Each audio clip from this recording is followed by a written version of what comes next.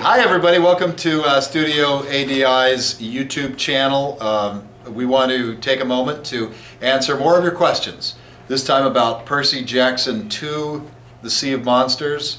And we have lots of your questions, so we'll do our best to answer them. It was called Percy Jackson 2, The Sea of No Monsters when we were on set. Wow. Thank you. Will you still be able to shoot our new Studio ADI video? Oh, this was an email to you. Oh. Okay, so can I jump in here? I like this one. From Pablo Roldan. I like it because he starts with, I'm from Chile, the very ass of the world. Pablo! At least in what a making movie concern. But I'm old enough to know that this is far the most difficult, beautiful art between the discipline of the film make. Anyway, I love it because you start off by saying you're the very ass of the world, and you close by saying, guys, you are gods among us. Respect and cheers from this long and beautiful country. God bless y'all. So it's a beautiful country, but it's at the ass of the world. It's you're being too self-deprecating, Pablo. I'd say you're an ass man. We all know that Chile is a beautiful country. Lots of coastline, from what we hear. Anyway, and there's a lot of fans. Tom, did you? And I apologize because the important meat of the message got double printed, so I don't want to waste your chance here. Did you know that if you look at the demographics of our viewers on the YouTube channel, a lot of them come from South America? Yeah, that's interesting. Mexico and South America. We should do an email. We should do a YouTube video on why, but I don't know why. There's a lot of smart people down there. Here's a question from someone by the name of Jose Munoz Valverde. Another one of our brothers from south of the border. It says, oh no, you should do that one because I'm going to do Captain Flamson's. All right. It reminds me. Oh, and what we're talking about the Draken. The Draken. It reminds me of the Kraken from the original Clash of the Titans movie. Maybe you took some inspiration from that. Are you accusing us of stealing? What an ass. Yeah, like this doesn't look just like Harryhausen's Cyclops. Typical South American attitude. No, that's a real honor, right? Anything that seems reminiscent of a Ray Harryhausen creature, where you're not accusing us of stealing, is good news for us. But no, that was never the intention. Because actually, I don't think it looks much like the Kraken at all, right? Except for the scales, maybe. If it was all wet and watery, and I was a virgin strapped to the rocks, maybe. Yeah, this is honestly, this was the one that we thought was going to be more of a point of contention, because everybody wants to do a cool Cyclops, and there's so few things you can do. It's a guy with one eye, and there were. I mean, this was not entirely our design. Some of this started with rhythm and hues, but the desire among all the people down here in our shop was to put a horn on it. Yeah, and we did a whole bunch of other designs for Tyson the Cyclops, and you keep coming back to Ray Harryhausen's design because you realize the guy did exactly the right thing for that design. Can I say that what might be making him think of the Kraken is these ears? Oh yeah. Don't these ears look a little Kraken-y, like Ray Harryhausen-y kind of? Maybe maybe he's seeing all the crack in the foam. Maybe that's what he meant. It also rhymes, Draken rhymes with Kraken, so maybe. I can't tell with these people from South America. You never know what they're thinking. Release the Draken? Is that what he's saying? Hey, okay. What was interesting, real quick too, about Tyson, was the marching orders from the studio was take Tyson, take this nice looking kid, turn him into a Cyclops, but don't make him look weird. Mike can cut in a little shot of the Tyson bust that we did, because it looks really weird. Unless we're trying to just rush this video out. Okay, move on. Okay, so here's what it's Captain Flamson. Who, again, speaking of the Draken, Captain Flamson says, so glad this was cut from the film. Is he from South America too? He's a good old North American, Tom. Captain the Lydian Bastard. Draken is described as a 100-foot long serpent with glowing yellow eyes. How did that description turn into an ugly lizard man? Don't you listen to Captain Flamson. I know he's so wrong. It's just so wrong. Well, the answer to that, I think, you know, my guess is that the MO in the movie was that the director wanted a bunch of henchmen, evil henchmen, right? And they were kind of supposed to be. This is a kid-friendly movie, right? So he envisioned a little reptile guy just to sort of round out, add to the diversity of the group. We had, you know, a lion-looking guy and a pig guy, and so he's like, well, we don't have any reptiles, but is there a mythological Greek character that is a reptile? Well, maybe not exactly like a little, you know, 4 foot tall guy like that we just designed. He won't come back now. He's sad because he's been called ugly. So it was just sort of the name was plugged onto a reptile character. But, you know, it's not like anybody was really looking out for to be meticulous to either the books or Greek mythology. It's just what was handy on the day. But ultimately the studio cut that character anyway. Which made you happy, Captain Flamson. And others, because here's Osiris 5891 who said, "This is good, but it's not very believable. I hope it looks better in the movie," which I'm sure it will. "He's a veritable roller coaster of emotions. This is good, but it's not very believable. I hope it looks better in the movie." It probably will. Thank you for the vote of confidence. What? Sam Cooke? Sam Cooke, 343. Now, he don't know much about biology. Okay, let's see. He says, looks amazing. Were the facial expressions animatronics controlled by someone else, or were they actually the person in the suit? Incredible work, you guys. Thank you very much, Sam Cooke 343.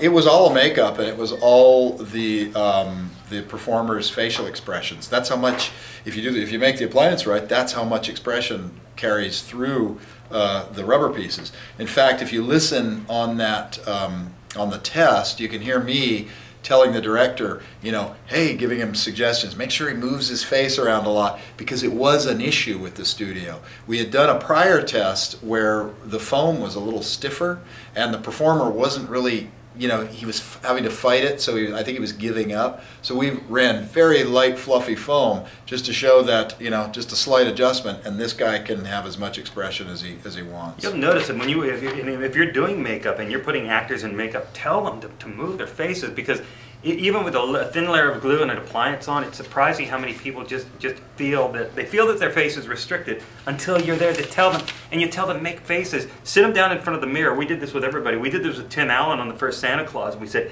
really move your face around, overdo it, just go crazy, but just see how much mobility you have. I remember on the original Planet of the Apes, like 45 years ago, John Chambers said that when he put his actors in makeup, he literally made them sit at the mirror in the makeup trailer and move their face around, and you could, I mean, and those were simple makeups. Those are just those trap jaw makeups. But if you look at some of the regulars from that series, they were doing stuff with their brows and their cheeks and a little bit over much, you know. But still, the idea is there that you've got to remind guys to be physical. Yeah. It's absolutely true. In fact, if you look at the deleted scenes from Scary Movie 3 of the Incredible Hulk makeup that we did on Tom, there's hilarious stuff where he is just hamming it up, moving his face around, and the foam squishes and crunches. It's very, very funny, and it's very effective. And we get that a lot. We got that on Beast from X-Men First Class. Well, when we did a makeup test, and camera operators who have been in the business for years were asking, is that servo control? Because they just can't believe that a person can move their face. This is, a lot of what we do is re-educate people, because, you know, we don't want this to become a dying art. People even in the movie business don't understand the possibilities that we have. Here's a good one from the Shadowed One. The Shadowed One. It's O-N-E and then the numeral one. The Shadowed One. You want to make a joke about stuttering, don't you? Not at all. Okay. Never again. I'm going to take a guess that they replaced your awesome practical character with CGI. Because that seems to be happening to you, ADI, a lot. Okay, so he's not from South America because his English is pretty good. I don't know what he means. Maybe you mean it's happening to animatronics guys a lot, not just a...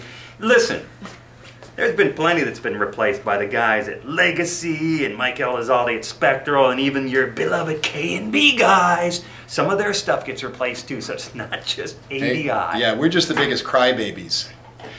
Hey, by the way, if you guys can get a sort of grassroots campaign going to see if Rick Baker has any footage of his werewolf transformation from the Wolfman, because he built an entire animatronic, change of heads, hands, all this stuff that to my knowledge wasn't even shot, but I'm sure that Rick shot some in-house tests. So get going, sign petitions, whatever.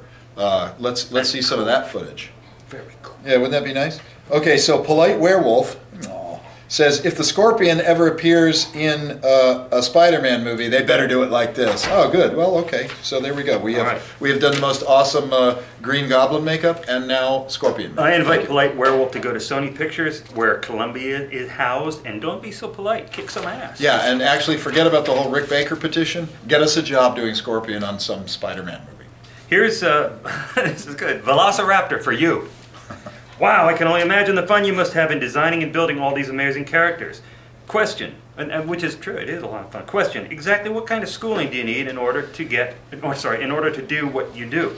I imagine courses in art, electronics, and mechanics, but I'm not sure if there's any specific course where you can learn to build movie animatronics. I don't think there is any either, except if you go online to the Stan Winston School of Character Arts. I've got to tell you, I can't say enough about what a great resource that place is, because you go there, you go into the search, and you put down specifically what you want to do, and more often than not, because they're always adding to their library, more often than not, you're going to get some pretty specific little demos about how to do this stuff. So yeah, short answer is the schooling that you're going to find in regular public schools and universities and private, it's not going to be geared to this, and there's nothing really specifically set up for this kind of work. It's just sort of expanding on what you learn as an artist, or what you learn, you know, with painting and drawing and sculpting, what you learn in any kind of art application. Look, most of our electronics guys don't come so much from learning in school as they do learning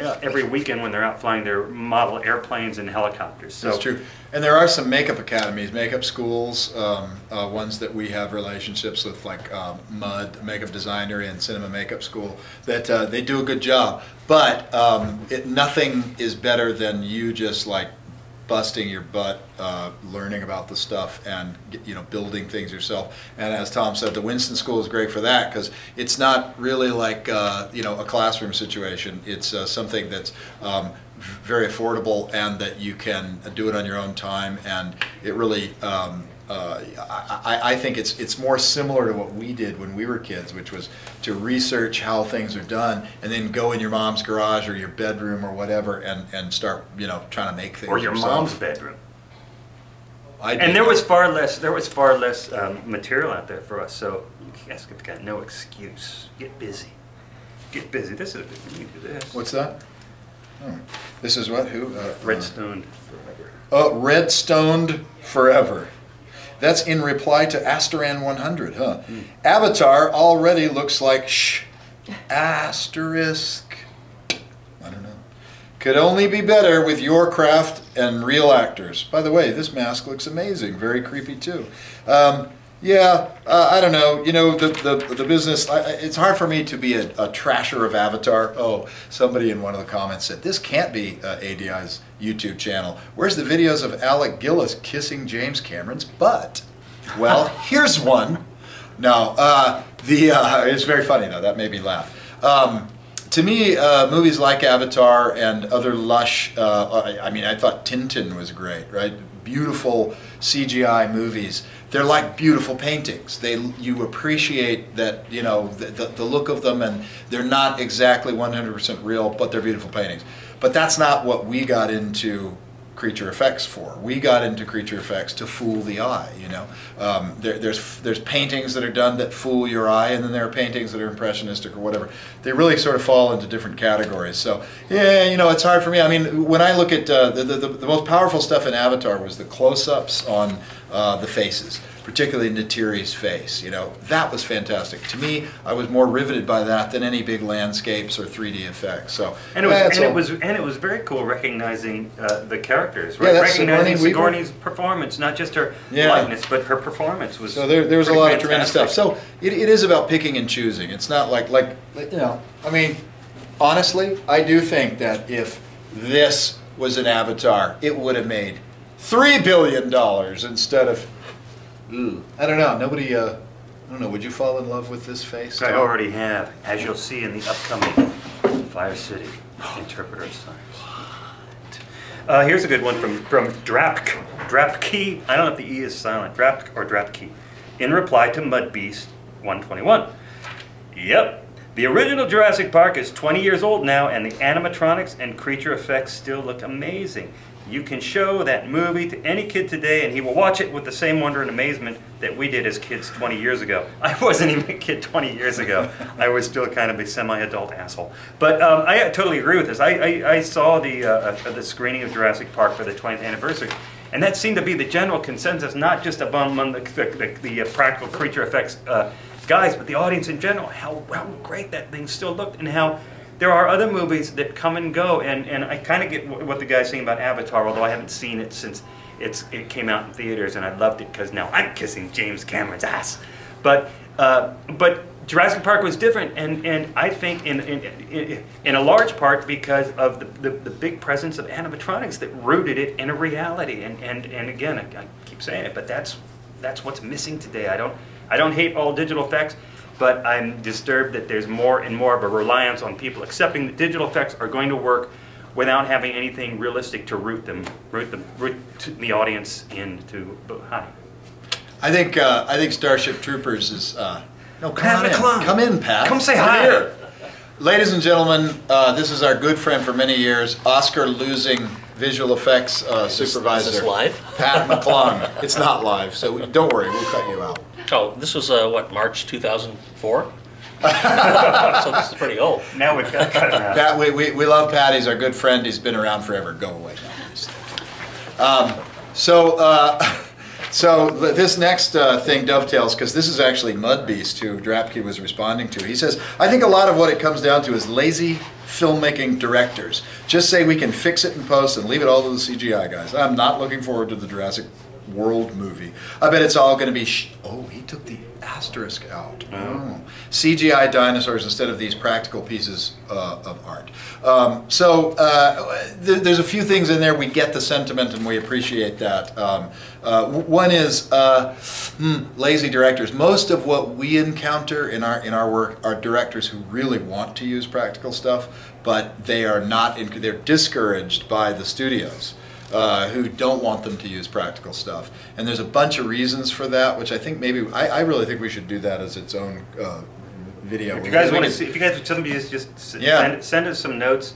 If you want that, let us know, because I think we could easily talk for 20 minutes on that. But most directors are really open to it because they want what's best for their film. But studios tend to be less interested because they want to create a work pipeline, and you can do digital work in tax-friendly places out of the country or other states, like and all South that kind America. of stuff. Yeah, you sure can. So they get money back on that. It's this whole sort of, to us, it's a little bit trying to put the business in front of the art, which is never good in the long term, and that's why Mud Beast isn't happy, and we can't disagree with you. Sorry, you should have been looking at that. I should have handed it over to you. Is that all of them? At the end. Okay. Oh, here's one from K-Knox. That was real. Oh, sorry. In response to Death Ant, who said, "Ugh, I would love to see more of how this puppet was executed. This is freaking gorgeous. The movement is so realistic. Help me out. How does this work? What is this in which puppet?" Oh, he's talking. They're all talking about Dracon. Okay, Dragon. No, they're talking about this too. Oh, then I may have. Are they talking about? Oh, the little puppet. It's the Oracle. Also. Okay. Oh, yeah. It's not just Dracon. It's everything. We don't even know what the hell we're talking about, you guys. But this is cool, right? Keenan says that was really cool. It's awesome to see how much you guys improved in animatronics over the years. Nice. You've been watching, That is good. Yeah. And we have. You mean since Simpel Cindy in the Sixth Day? Please. I like cocooned badgers. Damn scary shiz, yo. That's good. Well, actually, so now I feel like I may have answered the wrong. Maybe he was the other guy was saying, is that puppet? Is that Servo? Maybe he was talking about this. Maybe somebody can send us a little tutorial on how to read comments on YouTube. Yeah, this is our problem. The puppet of the Oracle was a combination of direct linkage puppeteering, where we had a handle underneath it. We had somebody actually under the chair moving it around, and that would create the movement of the torso and the neck, or was the neck cable? Neck was cable. Neck was cable, jaw was cable. It would open, it was double hinged, so it could open like that, and then it could drop also, and it could throw the head back. And then we had little tiny lights in the eyes that were set back in the hollow sockets, so that when the lights moved around, it would create a little reflection. They were supposed to digitally enhance that. And then we had some brow and cheek movement, right? The idea of that character was that it was supposed to be mummified and very leathery. But it looked very organic, because a lot of that direct linkage stuff is just your hands moving instead of like you know, cables pulling and servos moving. But we're glad you liked it. I think I mean, I'm out of questions. So is there anything to say about this guy? Because now I feel like I thought we were just talking. Well, yeah, about we'll tell you about Polyphemus. This, like I said, this was a character that was designed in large part by Rhythm and Use. A cool-looking character. The tattoos and stuff, and the dreads, all that stuff came from Rhythm and Use. Great, you know, fresh take. But what we did was we adjusted some proportions a little bit so we could fit a big actor inside the suit. I don't think we did too much to the face, right?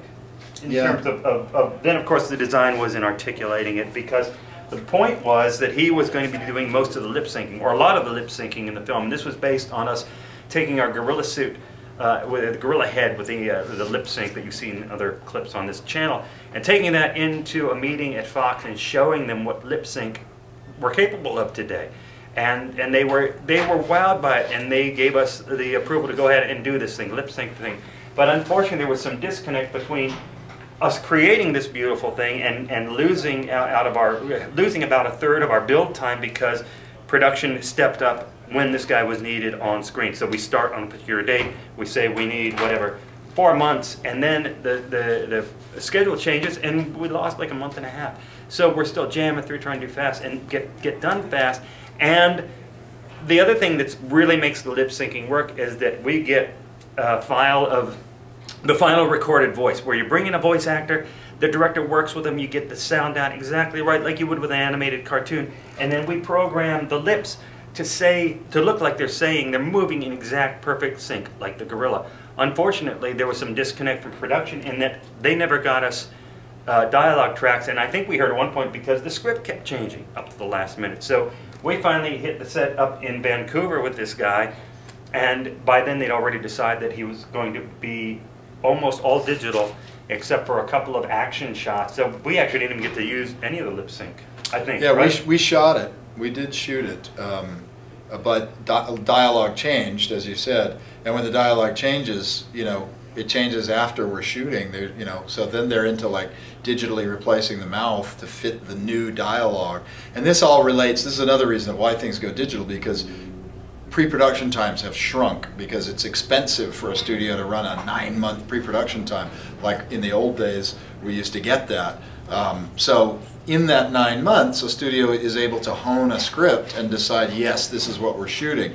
Now that they prep for 3 months, they fly into production without necessarily having the final script, and it changes and changes. So practical effects are not as flexible as they need, given the fact that they've decided to you know, cut down the prep time on it. So that's frustrating for us, and it's frustrating for digital artists as well, because then a movie gets cut, and then they come back to the digital artists, and they just have a big jam up of time there, and they say, you guys need to redo all this work. I'm sure the guys that redid Polyphemus weren't happy to have to do it, you know, but it's all about lack of pre-planning, time, you know, rushing into it, and then, you know, I didn't see the film. I haven't seen the film, so but I don't know how Polyphemus looked. But if anybody had a problem with Polyphemus looks, you know, it's hard for us to just jump on the bandwagon and go, yeah, that CGI just looks crappy, because those guys aren't given enough time either.